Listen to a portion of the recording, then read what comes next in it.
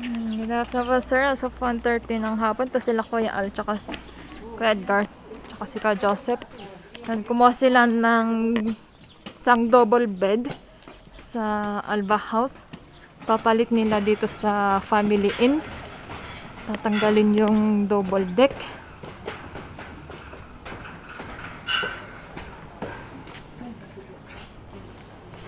Yan yung mga kutsyon na hindi nila gagamitin. Dito muna nilagay sa playground 1. Yan to yung double deck na tinanggal.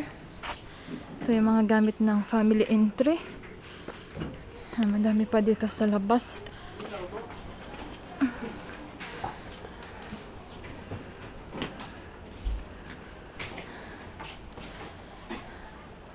Saan daw ilalagay yan, kuya? Room 1. Room 1. Tapos yung double bed. Lahat yan, babalik na sa atin. Lahat ng double deck. Oo. Pati yung sa 3 and 4. Oh, yan yun. Yan sa 3 and 4 yan. Ay ano, 4 and 5. Yung 3. Huwag daw. Ah, Yung 4 and 5 lang. pati yung mga kutsyon. Sa atin na yan uli. Tanggalin ko. Tapos yung nasa room 1, nakita na sa room 5.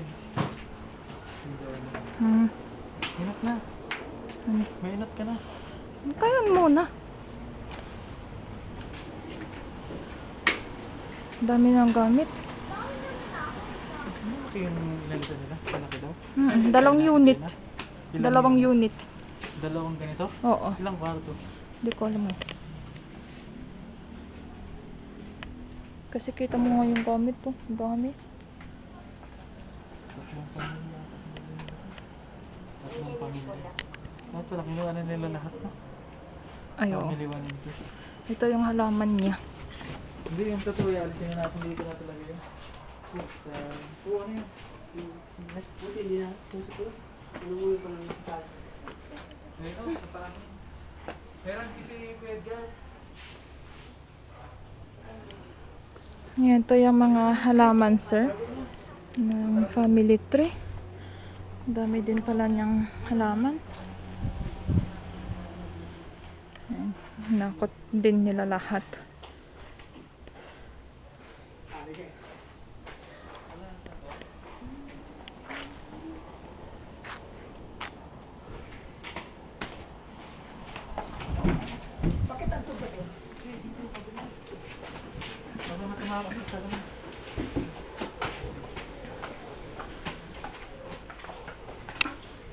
Itong ano ko yun, itong headboard.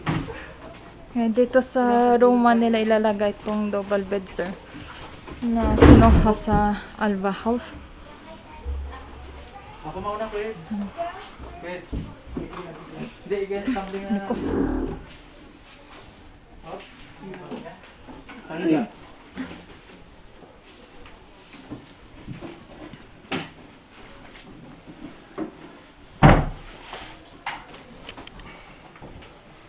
Okay.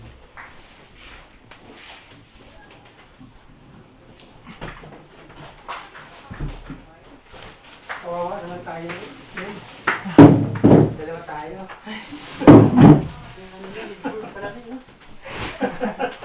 Yung payat ang mag-isa eh.